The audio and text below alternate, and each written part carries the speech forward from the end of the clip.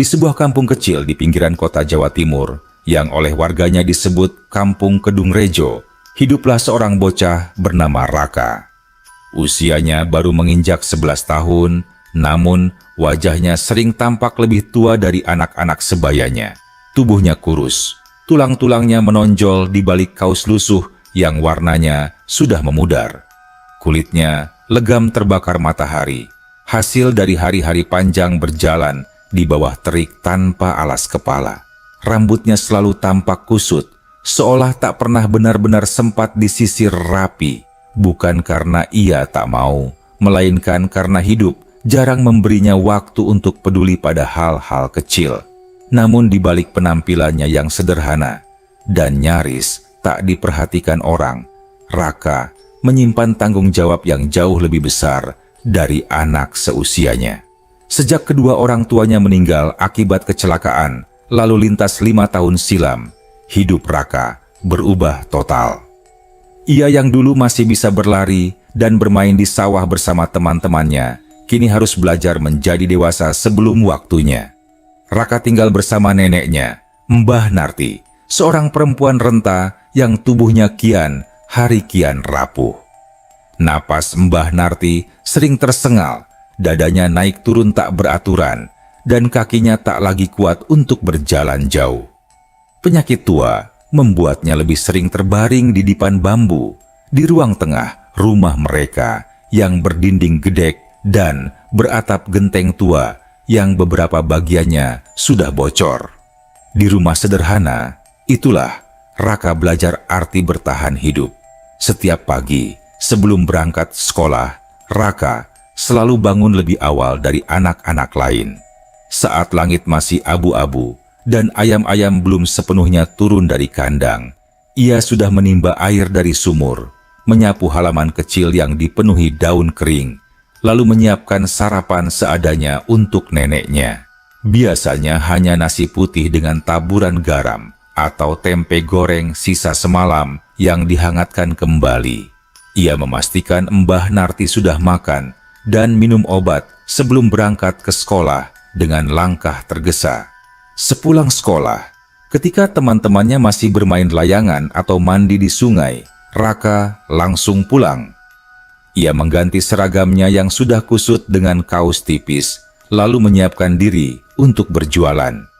Kerupuk-kerupuk itu ia ambil dari rumah seorang tetangga, Pak Hendra, yang punya usaha kecil menggoreng kerupuk pasir di halaman belakang rumahnya. Keranjang anyam dari bambu selalu setia menemani Raka. Keranjang itu sudah tua, warnanya menguning, dan beberapa bagian anyamannya mulai longgar.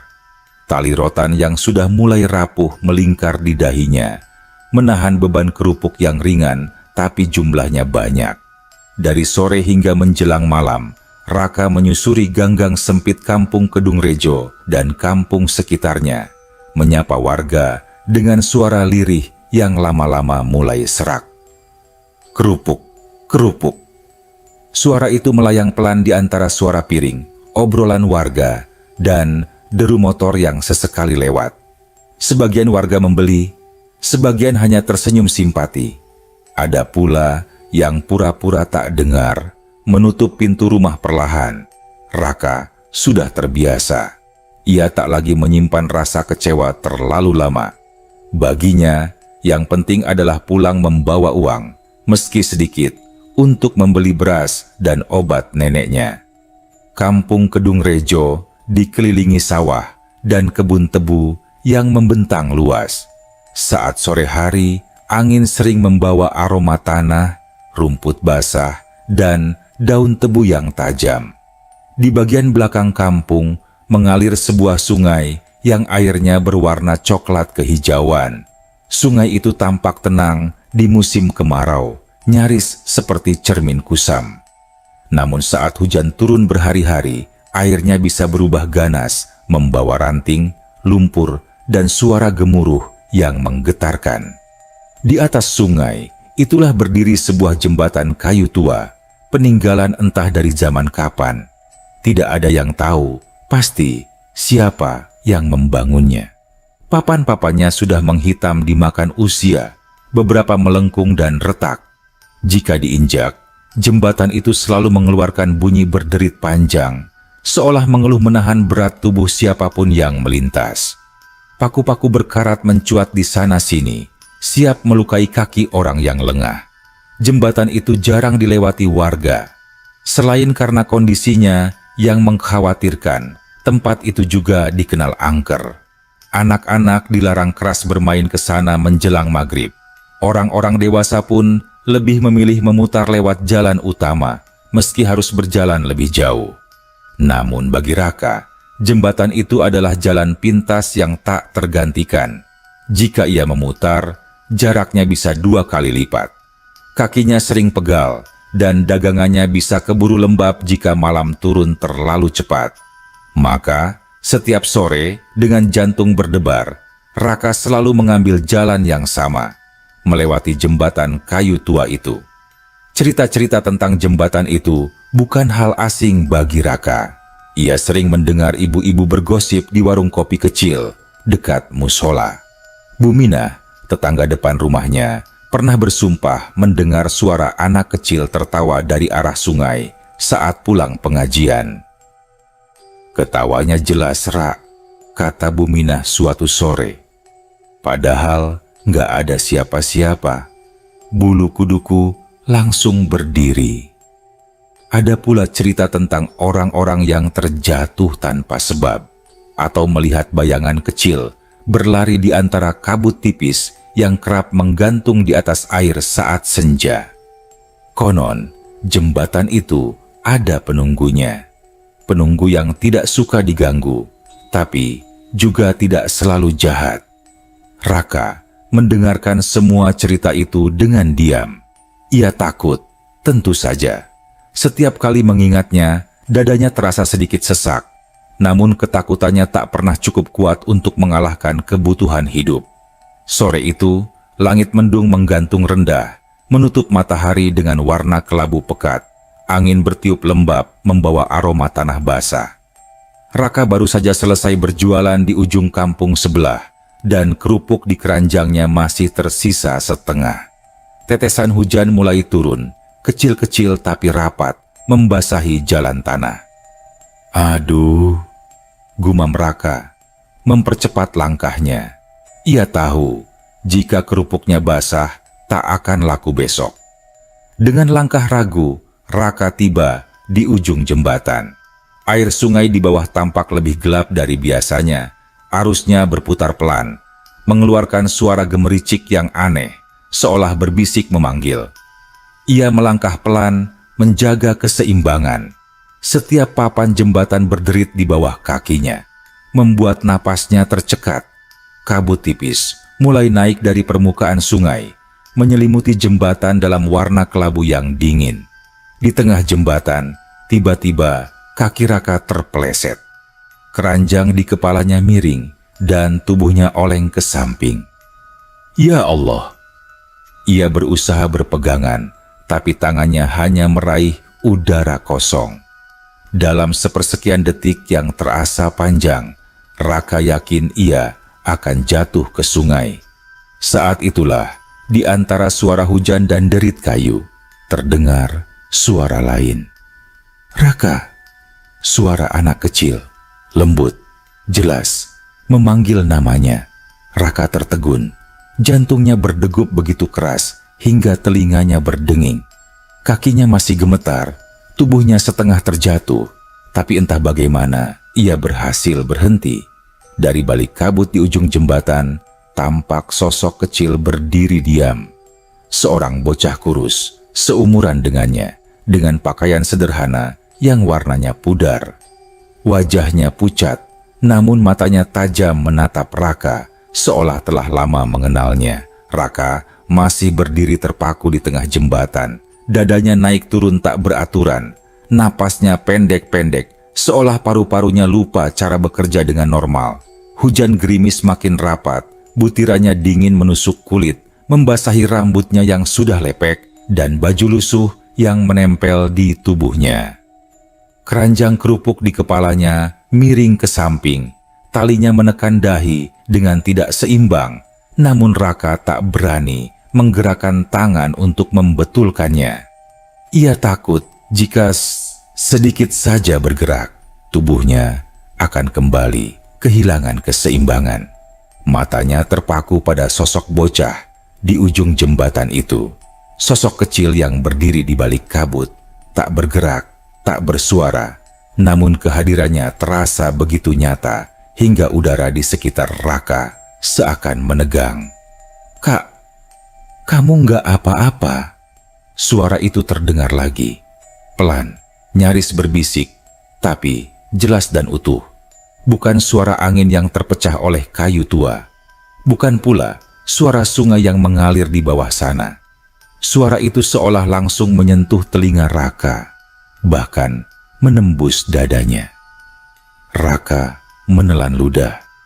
Tenggorokannya terasa kering meski hujan turun semakin deras. Jantungnya berdetak keras, seakan ingin melompat keluar dari dadanya. Dengan sisa keberanian yang terkumpul dari doa-doa pendek dalam hati, Raka memberanikan diri membuka mulut. "Kamu siapa?" tanyanya. Suaranya nyaris tak keluar, lebih mirip hembusan napas daripada pertanyaan. Bocah itu melangkah mendekat. Kabut di sekelilingnya bergerak perlahan, membuka jalan. Anehnya, setiap kali kakinya menginjak papan jembatan, tak terdengar suara apapun. Tidak ada derit kayu, tidak ada bunyi pijakan, tidak ada retakan. Seolah-olah kakinya tidak benar-benar menyentuh papan jembatan yang rapuh itu. Raka merinding. Bulu kuduknya berdiri satu persatu. "Aku Wira," jawab bocah itu sambil tersenyum tipis. Senyum yang sederhana, tidak menakutkan, namun entah kenapa terasa asing. "Kamu hampir jatuh tadi." Tanpa menunggu persetujuan, Wira mengulurkan tangannya. Gerakannya tenang, tidak terburu-buru, seolah ia yakin Raka akan menyambutnya. Refleks, Raka mengulurkan tangan juga. Jari mereka bersentuhan. Sentuhan itu dingin, seperti menyentuh air sungai di pagi hari. Namun anehnya, sentuhan itu nyata, padat, dengan satu tarikan ringan, terlalu ringan untuk ukuran tubuh Raka. Posisi Raka kembali seimbang. Keranjang kerupuknya pun kembali tegak, seolah tak pernah miring. "Makasih," ucap Raka gugup. Wira mengangguk pelan, lalu menoleh ke sungai yang mengalir di bawah jembatan. Kabut tipis bergerak pelan di sekeliling mereka, melayang rendah, membuat dunia terasa mengecil. Seolah yang ada hanya mereka berdua, jembatan tua, dan suara air yang berbisik lirih. "Kamu sering lewat sini ya?" tanya Wira santai, seolah mereka sedang duduk di pinggir sawah, bukan di tempat yang dikenal angker oleh warga kampung. Raka mengangguk pelan. "Iya, soalnya kalau muter jauh, aku jualan kerupuk." Ia menunjuk keranjang di kepalanya. Wira meliriknya sebentar, lalu tersenyum lagi. Senyumnya aneh, tidak sepenuhnya ceria, tapi juga tidak sedih. Seolah ia menyimpan sesuatu yang tak ingin diucapkan. "Mau duduk sebentar?" ajak Wira. Hujannya belum mau berhenti. Raka ragu. Jembatan itu sempit, papan-papannya rapuh, dan bocah ini entah kenapa terasa janggal. Ada banyak hal yang tak masuk akal tentangnya. Tapi kakinya masih gemetar, betisnya pegal, dan rasa capek tiba-tiba menyerbu tanpa ampun. Akhirnya, ia mengangguk kecil. Mereka duduk berseberangan di atas papan jembatan yang agak lebar di bagian tengah. Air hujan menetes dari ujung rambut Raka, jatuh ke papan kayu, dan meresap ke sela-selanya. Bajunya basah dan dingin. Sementara Wira tetap kering, rambutnya tak lembab, bajunya tak menempel di tubuhnya. Raka memperhatikannya diam-diam, jantungnya kembali berdegup tak nyaman. Namun Wira bertingkah seolah semua itu wajar, seolah hujan memang tak pernah menyentuhnya. "Kamu tinggal di mana?" tanya Wira. "Di kampung sini," jawab Raka. "Sama nenek, orang tuaku udah nggak ada." Wira terdiam sejenak. Tatapannya menunduk ke sungai, matanya memantulkan cahaya abu-abu air yang mengalir. "Nenekmu sakit ya?" tanyanya lagi. Kali ini lebih pelan, hampir berbisik. Raka terkejut. "Kok kamu tahu?" Wira mengangkat bahu. "Tebakan aja, kamu kelihatan capek." Raka tersenyum kecil, senyum yang jarang muncul di wajahnya. Entah kenapa, bersama bocah asing ini, dadanya terasa lebih ringan. Kata-kata yang biasanya sulit keluar, mengalir begitu saja. Ia bercerita tentang neneknya yang sering batuk malam-malam, tentang uang yang selalu kurang, tentang kerupuk yang kadang tak habis dan harus dikembalikan ke Pak Hendra dengan rasa sungkan. Wira mendengarkan dengan sungguh-sungguh. Ia tak memotong, tak menertawakan, tak memberi nasihat berlebihan. Hanya sesekali mengangguk, matanya menatap Raka dengan penuh perhatian. "Kamu anak kuat," kata Wira akhirnya. Raka tertunduk. "Aku cuma nggak punya pilihan." Hujan mulai mereda. Kabut perlahan menipis, terseret angin senja.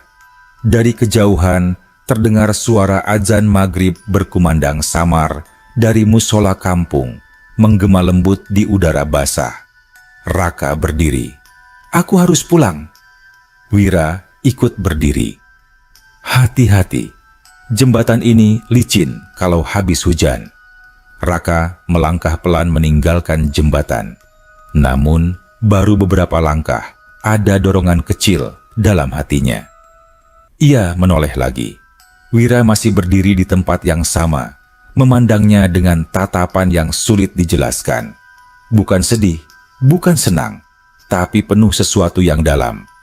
Hari-hari berikutnya, setiap kali ia melintasi jembatan kayu itu, entah sore, entah menjelang malam, Wira selalu ada. Kadang duduk di pinggir jembatan, kadang berdiri menatap sungai.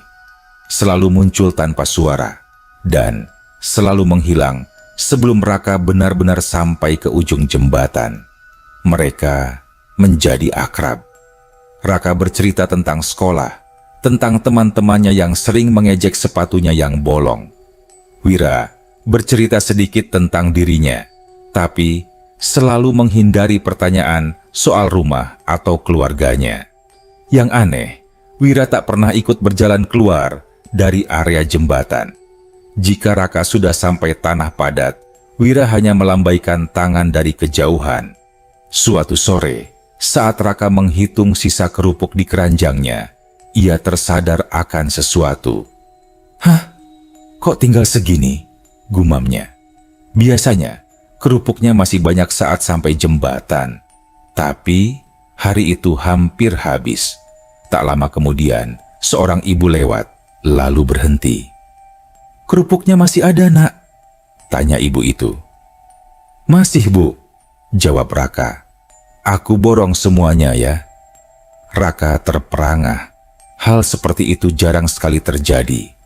Esoknya, hal serupa terulang. Bahkan ada pembeli yang berkata, "Kerupukmu sekarang rasanya lebih gurih, Nak."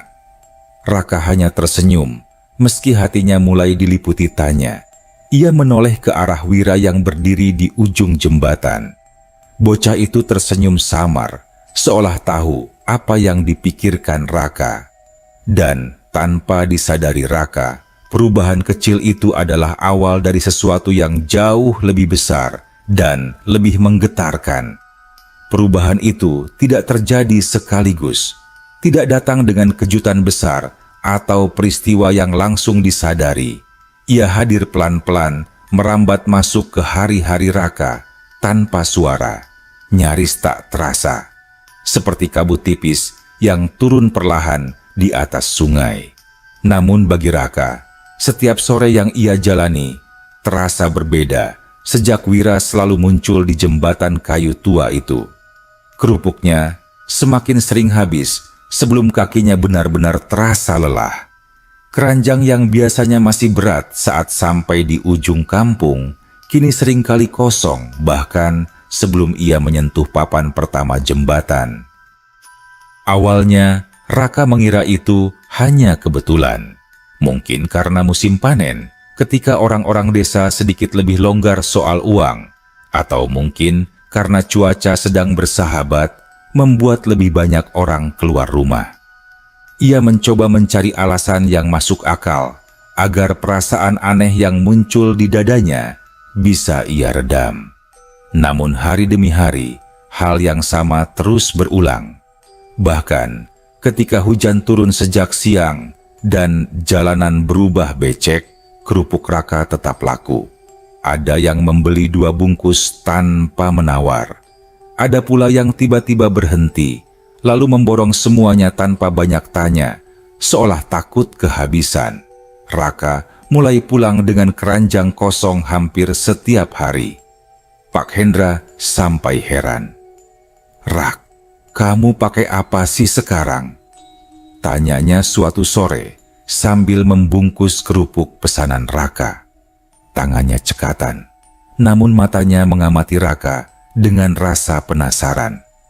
Biasanya anak-anak lain jualan juga susah, tapi punyamu kok cepet banget habis. Raka menggeleng cepat, hampir refleks. "Nggak pakai apa, Pak?" Pak Hendra menatapnya lama. Tatapan orang dewasa yang terbiasa membaca gerak-gerik anak kecil. Lalu, ia terkekeh pelan. "Ya syukurlah kalau gitu. Jangan lupa jaga kejujuran." Kata-kata itu terus terngiang di kepala Raka saat ia melangkah pulang. Di satu sisi, hatinya dipenuhi rasa syukur. Uang yang dibawanya pulang lebih banyak. Ia bisa membeli lauk yang sedikit lebih layak untuk neneknya. Ia bisa membeli obat batuk tanpa harus berutang di warung Bu Yuni, tetangga samping rumah yang sering membantu mereka dengan senyum iba. Namun, di balik rasa syukur itu, ada kegelisahan yang tumbuh perlahan, seperti akar halus yang menyusup ke dalam tanah. Sore itu, seperti biasa, Raka duduk di jembatan bersama Wira. Langit berwarna jingga keabu-abuan, matahari hampir tenggelam di balik rumpun bambu di tepi sungai. Bayangan mereka memanjang di atas papan jembatan yang sudah lapuk. "Kamu kelihatan senang," kata Wira. Suaranya tenang. Raka tersenyum, lalu mengangguk. "Kerupukku habis lagi." Wira ikut tersenyum, namun tatapannya mengarah ke sungai yang mengalir pelan di bawah mereka. "Bagus." Raka menatap wajah Wira lebih lama dari biasanya. Baru kali itu, ia benar-benar memperhatikan betapa pucatnya kulit bocah itu ketika terkena cahaya senja. Dan betapa matanya, mata yang seharusnya milik anak seusianya, selalu tampak lebih tua, seolah menyimpan cerita yang terlalu berat. "Kamu nggak pernah beli kerupuk," kata Raka tiba-tiba. Wira menoleh. "Aku nggak lapar. Sejak aku kenal kamu, aku nggak pernah lihat kamu makan apapun." Wira diam sejenak. Senyumnya menghilang, lalu kembali terpasang tipis, nyaris dipaksakan. "Aku memang enggak butuh." Raka mengangguk pelan, meski hatinya tak sepenuhnya menerima jawaban itu. Keanehan lain pun mulai terasa. Setiap kali Raka kelelahan, entah kenapa langkahnya terasa lebih ringan saat mendekati jembatan. Jika keranjang di kepalanya hampir jatuh, selalu ada hembusan angin aneh yang menahannya. Pernah suatu kali, tali keranjangnya hampir putus, namun tiba-tiba terasa menguat, seolah ada tangan tak terlihat yang menopang beban itu. Raka tidak bodoh.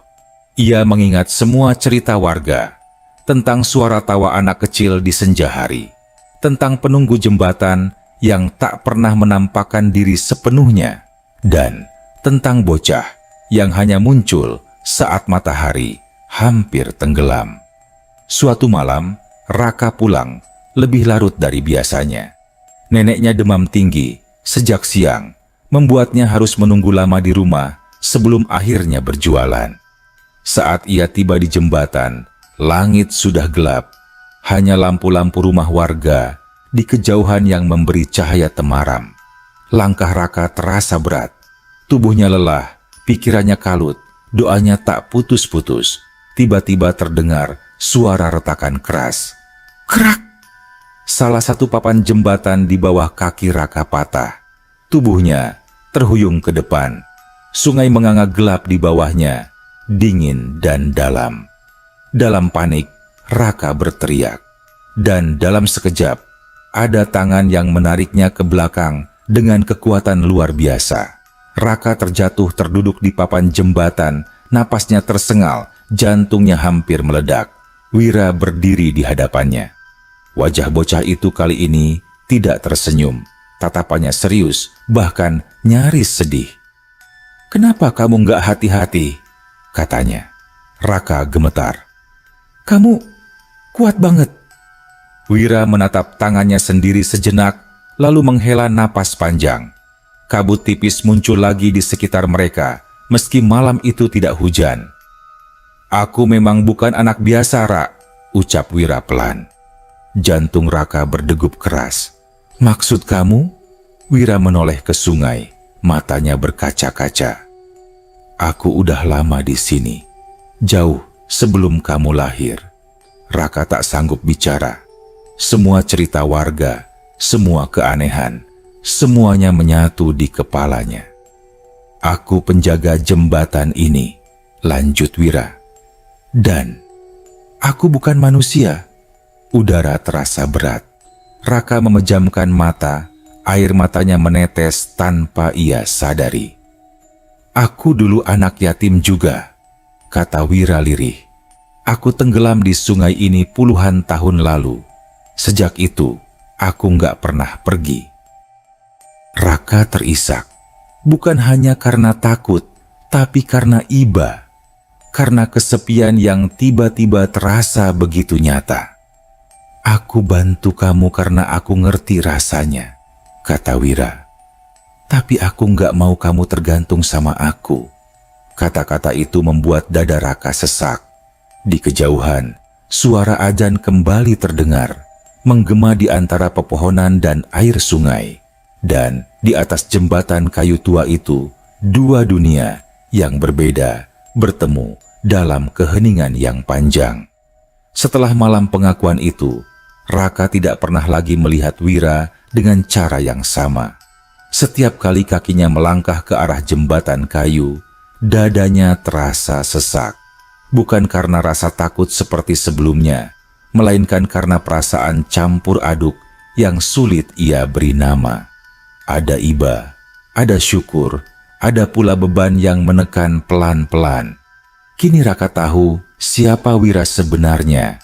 Bukan sekadar teman seperjalanan yang muncul di senja hari, melainkan makhluk yang terikat pada jembatan itu oleh nasib yang kejam dan sunyi. Namun Wira tetap datang seperti biasa. Ia masih duduk di papan jembatan yang sama, di bagian yang agak lebar dan sedikit lebih kokoh. Masih mendengarkan cerita Raka tentang sekolah, tentang neneknya, tentang hari-hari yang kadang terasa terlalu berat untuk anak seusianya. Ia masih tersenyum tipis setiap kali kerupuk Raka habis lebih cepat dari dugaan. Hanya saja kini ada jarak yang tak kasat mata di antara mereka. Raka lebih sering diam. Tatapannya kerap melayang ke sungai atau ke papan-papan jembatan yang menghitam dimakan usia. Ia seperti menimbang sesuatu dalam hati, sesuatu yang semakin hari semakin berat.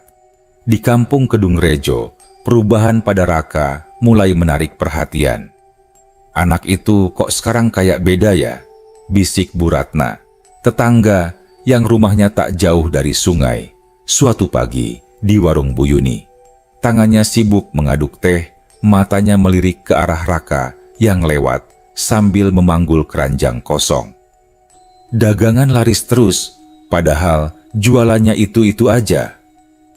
"Iya," sahut Pak Surono, seorang bapak yang sering nongkrong di warung sejak subuh sambil menyeruput kopi pahitnya.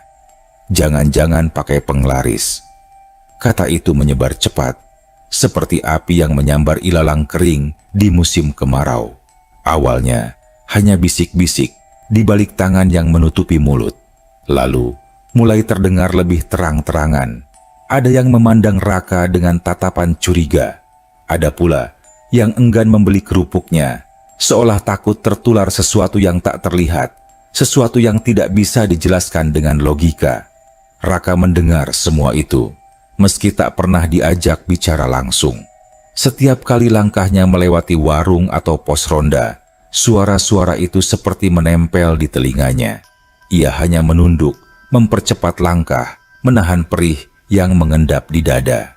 Suatu malam, saat Raka pulang dengan wajah letih dan bahu terasa berat, Mbah Narti memanggilnya dari dipan bambu di ruang tengah. "Rak!" Suara neneknya serak, hampir tenggelam oleh suara jangkrik di luar rumah. Raka mendekat. "Iya, Mbah." Mbah Narti menatapnya lama. Mata tuanya redup, namun masih menyimpan ketajaman yang lahir dari pengalaman hidup panjang. "Akhir-akhir ini jualanmu laris ya?" Raka terdiam sejenak. Ia mengangguk pelan. "Kalau rezeki syukuri," lanjut Mbah Narti dengan napas terputus-putus. "Tapi jangan sampai kamu ngandelin sesuatu yang enggak kelihatan. Hidup itu harus lurus." Kata-kata itu terasa seperti pisau halus yang menusuk perlahan, tepat di hati Raka. Ia menggenggam tangan neneknya, terasa hangat namun rapuh, seolah bisa patah kapan saja. "Aku nggak ngapa-ngapain, Mbah," katanya lirih. "Aku cuma ditemani." Mbah Narti menarik napas panjang, dadanya naik turun pelan. Yang menemani manusia itu doa dan usaha. Yang lain bisa menyesatkan. Malam itu, Raka tak bisa tidur. Atap genteng tua berderit pelan diterpa angin. Suara jangkrik terdengar lebih nyaring dari biasanya. Setiap kali ia memejamkan mata, bayangan jembatan muncul. Wajah Wira terlintas dengan tatapan yang tenang namun menyimpan kesedihan yang dalam. Tangannya yang dingin tapi kuat terasa kembali menariknya dari jurang sungai. Keesokan sore, di jembatan, Raka akhirnya berbicara. "Aku kepikiran kata-kata nenekku," ucapnya tanpa menatap Wira. Suaranya terdengar berat. Wira diam, seolah sudah tahu apa yang akan dikatakan Raka sejak langkah pertama bocah itu menjejak papan jembatan. "Orang-orang di kampung mulai ngomongin aku," lanjut Raka. "Aku nggak mau nenekku khawatir." Wira mengangguk pelan. Tidak ada raut terkejut di wajahnya. "Aku ngerti." Raka menoleh. Matanya berkaca-kaca. "Aku pengen jualan kayak dulu. Kalau laku ya syukur. Kalau enggak, ya enggak apa-apa." Hening panjang menyelimuti mereka. Sungai mengalir pelan di bawah, memantulkan cahaya senja yang muram dan dingin. "Aku nggak pernah maksain bantu kamu," kata Wira akhirnya. "Aku cuma pengen kamu selamat." "Aku tahu," jawab Raka cepat. "Dan aku terima kasih." Wira tersenyum kecil. "Kalau gitu, kamu harus siap. Setelah ini, mungkin jualanmu nggak akan selalu habis." Raka mengangguk mantap. "Aku siap." Angin berhembus pelan, membawa aroma sungai dan tanah basah.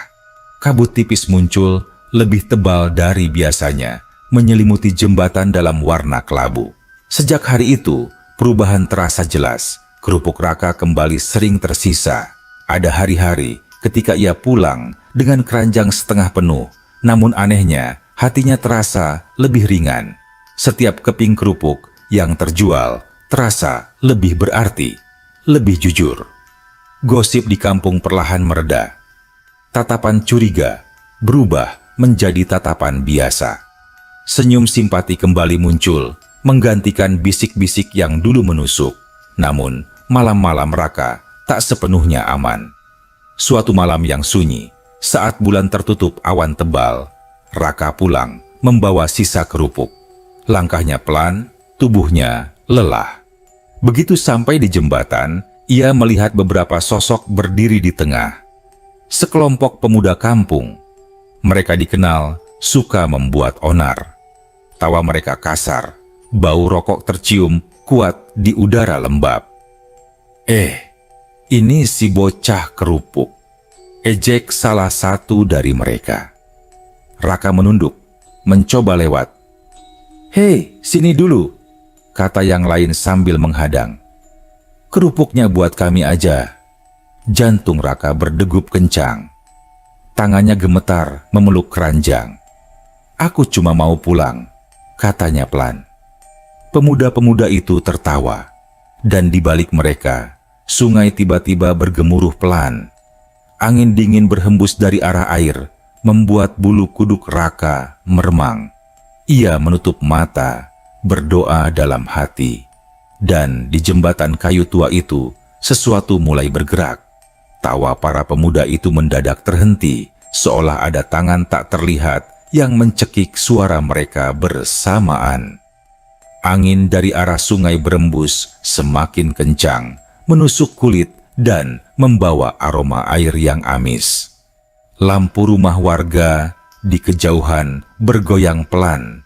Cahayanya berkedip-kedip seperti nyala lilin yang hampir padam. Di bawah kaki mereka, papan-papan jembatan berderit keras, jauh lebih keras dari biasanya, seolah menjerit menahan beban yang tak terlihat oleh mata. "Apa itu?" gumam salah satu pemuda. Suaranya gemetar, tak lagi terdengar pongah seperti sebelumnya. Bayangan hitam perlahan muncul di belakang mereka. Bentuknya tidak jelas, tidak tinggi, tidak pula besar, namun samar dan berlekuk-lekuk, seperti kabut yang dipadatkan menjadi sosok. Bayangan itu berdiri diam, namun kehadirannya terasa menekan. Udara di sekitar jembatan mendadak dingin menusuk tulang, membuat napas para pemuda berubah menjadi embusan putih tipis. Raka membuka mata sedikit. Ia tidak melihat Wira secara jelas. Tidak ada wajah, tidak ada senyum tipis yang biasa menenangkannya. Namun, ia merasakannya. Kehadiran yang familiar. Kehadiran yang selama ini selalu ada di saat-saat paling berbahaya. Pelindung yang diam-diam setia. Sungai di bawah jembatan tiba-tiba bergejolak. Arusnya berputar lebih cepat, menabrak tiang-tiang kayu dengan suara gemuruh rendah, seperti geraman panjang yang ditahan. Salah satu pemuda terjatuh terduduk, tangannya gemetar mencoba menopang tubuhnya sendiri. Wajahnya pucat pasi. "Balik, balik!" teriak pemuda yang lain dengan suara panik. Matanya membelalak menatap bayangan hitam itu. Tak ada yang berani bertanya lagi. Tak ada yang berani menoleh ke belakang. Tanpa menunggu lebih lama, mereka lari tunggang langgang meninggalkan jembatan. Ada yang terpleset karena terlalu tergesa, ada yang hampir jatuh ke sungai, namun tak satu pun berhenti. Suara langkah kaki mereka memudar di kejauhan. Tawa kasar yang tadi memenuhi jembatan berubah menjadi jerit ketakutan yang tercecer di udara malam. Jembatan kembali sunyi, angin mereda perlahan, sungai pun kembali tenang, seolah semua kegaduhan barusan hanya ilusi yang lahir dari kegelapan. Raka terduduk lemas di atas papan jembatan. Lututnya gemetar hebat, tangannya terasa dingin. Dadanya sesak oleh sisa ketakutan yang bercampur kelegaan. Keranjang kerupuk tergeletak di sampingnya, beberapa bungkus jatuh dan berserakan. "Terima kasih," bisiknya lirih, nyaris tak terdengar, meski ia tak tahu kepada siapa kata itu ditujukan. Kabut tipis muncul perlahan dari arah sungai. Tidak tebal, tidak menakutkan, justru terasa lembut seperti selimut tipis. Dari balik kabut itu, seorang bocah melangkah mendekat. Wira. Wajah bocah itu terlihat lebih pucat dari biasanya. Matanya tampak sayu, seolah baru saja menahan sesuatu yang berat. Namun, senyum tipis di bibirnya tetap hangat, seperti senyum yang selalu Raka kenal. "Kamu nggak apa-apa?" tanyanya pelan. Raka mengangguk. Air mata mengalir tanpa ia sadari, jatuh satu persatu ke papan jembatan. "Aku pikir aku bakal kenapa-kenapa." Wira duduk di sampingnya, menjaga jarak, namun cukup dekat untuk membuat Raka merasa aman. "Aku bilang kan," katanya lembut, "aku cuma jaga dari jauh." Raka menatap Wira lama. Untuk pertama kalinya, ia benar-benar memperhatikan bocah itu. Setiap garis wajahnya, setiap sorot mata yang menyimpan kelelahan panjang. "Kenapa kamu masih bantu aku?" tanyanya dengan suara bergetar. "Padahal aku udah bilang enggak mau." Wira tersenyum, senyum yang lebih lembut dari biasanya. "Bantu yang aku maksud itu bukan bikin jualanmu laku, tapi bikin kamu selamat." Hening kembali menyelimuti mereka. Bulan mulai muncul di sela awan, memantulkan cahaya pucat ke permukaan sungai. Air mengalir pelan, membawa bayangan bulan yang bergoyang-goyang. "Rak," kata Wira pelan, seolah memilih kata dengan hati-hati. "Nggak lama lagi, jembatan ini bakal dibongkar." Raka terkejut. "Kok kamu tahu?" Wira menatap sungai sejenak. "Hal-hal kayak gini, aku bisa ngerasain," jawabnya singkat. "Kalau jembatan ini hilang, tugasku juga selesai." Kata-kata itu menghantam dada Raka lebih keras daripada ancaman para pemuda tadi. "Terus kamu kemana?" tanyanya cepat. Wira menggeleng pelan. "Ada tempat lain yang lebih tenang." Raka menunduk. Untuk pertama kalinya, ia benar-benar merasakan takut kehilangan. Bukan kehilangan perlindungan, tapi kehilangan seorang sahabat yang memahami hidupnya tanpa banyak tanya. "Kamu nggak sendirian, Rak," lanjut Wira. "Kamu punya nenek, punya hidup yang panjang. Jangan sia-siakan." Malam itu, Wira menemani Raka hingga ke ujung jembatan. Untuk pertama kalinya sejak mereka bertemu, Wira melangkah sedikit lebih jauh. Hanya satu langkah melewati batas yang selama ini tak pernah ia lewati, sebelum akhirnya berhenti. "Cukup sampai sini," katanya. Raka berhenti, menatapnya. Dadanya terasa penuh. "Aku nggak akan lupa." Wira mengangguk pelan. "Itu sudah cukup." Beberapa minggu kemudian, kabar itu benar-benar datang. Pemerintah desa mengumumkan bahwa jembatan kayu tua akan dibongkar dan diganti dengan jembatan beton. Banyak warga setuju. Jembatan itu dianggap sudah terlalu berbahaya dan tak layak dipertahankan. Hari pembongkaran tiba. Raka berdiri di kejauhan, memegang keranjang kosong. Papan-papan kayu tua dilepas satu persatu. Suara kayu patah bercampur debu dan kenangan. Setiap bunyi terasa seperti mengikis sesuatu di dalam dadanya. Raka menunggu, namun Wira tak muncul hari itu. Malamnya, Raka kembali ke tepi sungai. Ia berdiri lama, menatap air yang mengalir pelan di bawah cahaya bulan. "Aku pulang dulu," katanya lirih. Angin berhembus pelan, menyentuh wajahnya seperti usapan lembut, seolah menjawab salam perpisahan itu. Dan sejak hari itu, jembatan kayu tua tinggal cerita. Jembatan beton itu berdiri kokoh dan terang. Tidak lagi berderit saat diinjak. Tidak lagi bergoyang diterpa angin sungai.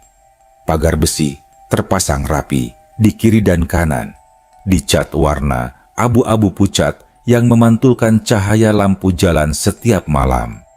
Lampu-lampu itu menyala teratur, membuat bayangan di atas air tak lagi gelap dan misterius. Tidak ada lagi papan kayu tua yang menghitam.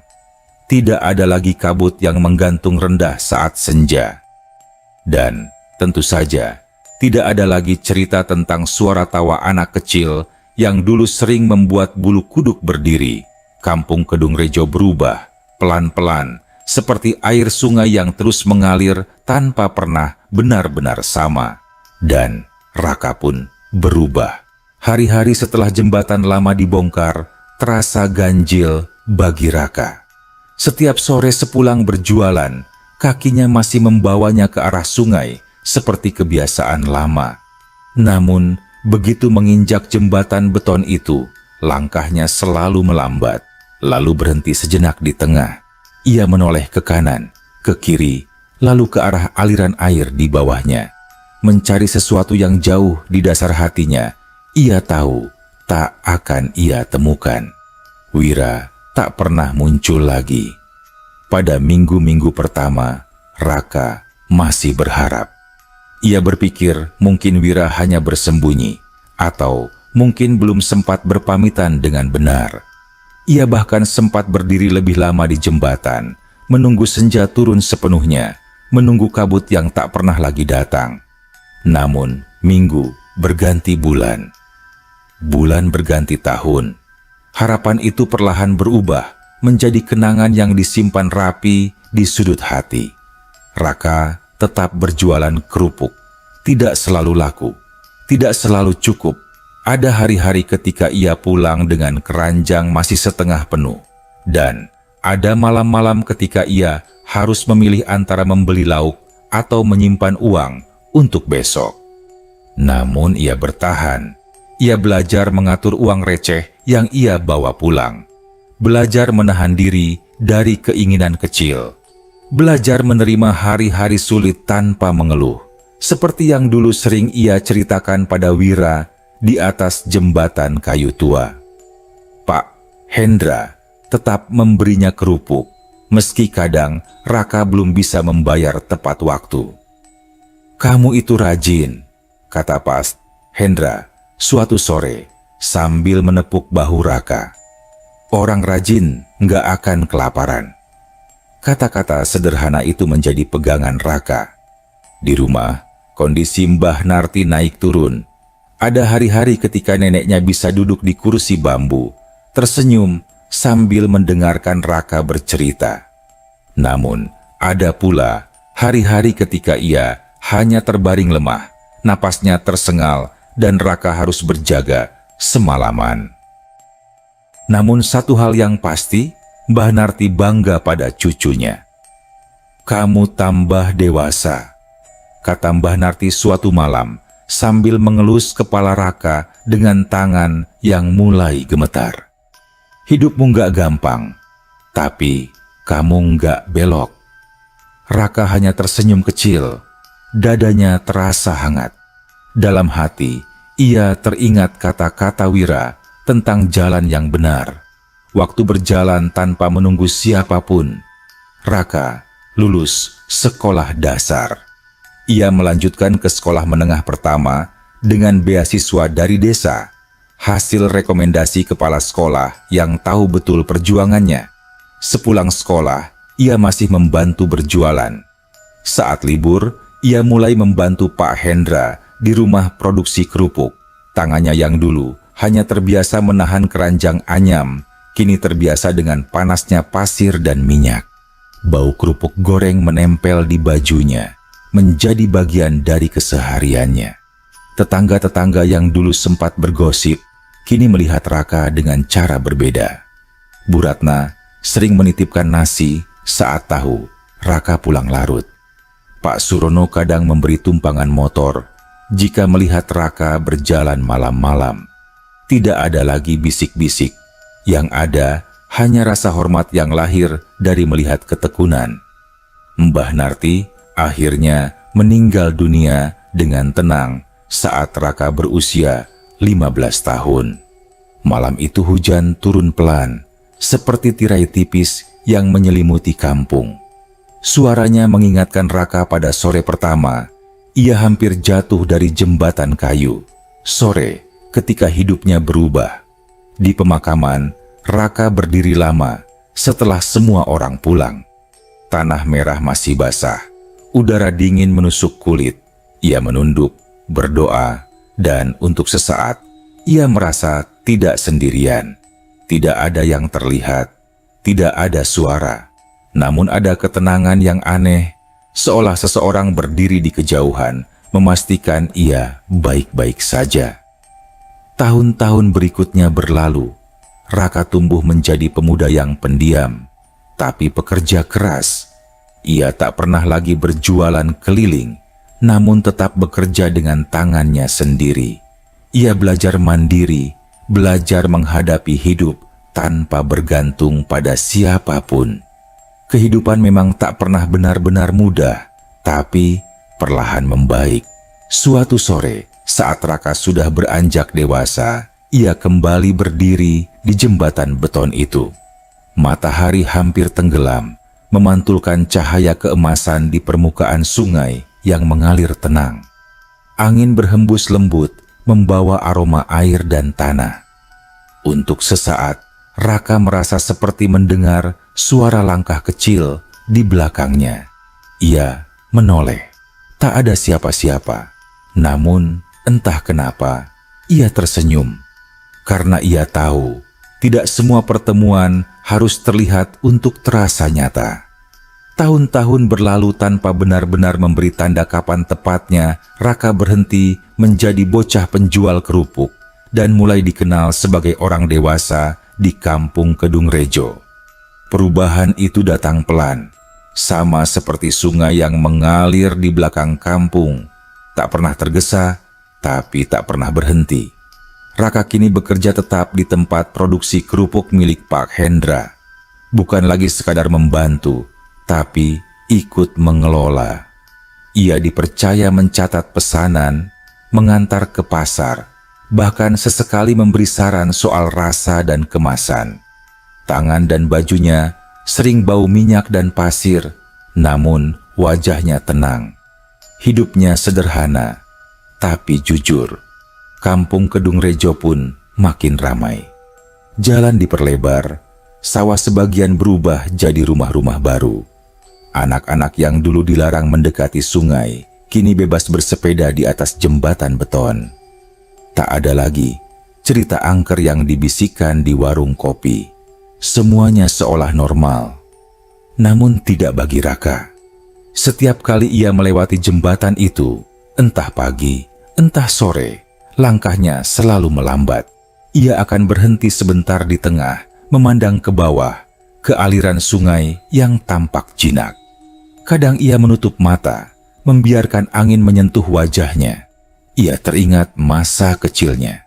Keranjang kerupuk di kepala, hujan gerimis, papan jembatan yang licin, dan seorang bocah kurus dari balik kabut. Tak ada satupun orang di kampung yang tahu kisah lengkap itu. Raka menyimpannya sendiri, bukan karena takut tak dipercaya, tapi karena ia merasa kisah itu bukan untuk dibuktikan, melainkan untuk diingat. Suatu sore, Raka membantu seorang anak kecil yang hampir terjatuh di jembatan beton karena berlari terlalu kencang. Ia refleks menarik tangan anak itu. "Hati-hati," kata Raka. Anak itu menatapnya dengan mata bulat. "Om, anginnya tadi kencang ya?" Raka terdiam sejenak lalu tersenyum. "Iya, tapi nggak apa-apa." Anak itu berlari pergi. Raka berdiri sendiri, menatap sungai. Angin sore kembali berhembus lembut, membawa suara gemericik air yang terasa berbeda, lebih dalam, lebih akrab. Ia tahu, di balik aliran sungai yang tampak tenang, pernah ada sahabat tak kasat mata yang menjaganya di masa paling rapuh dalam hidupnya.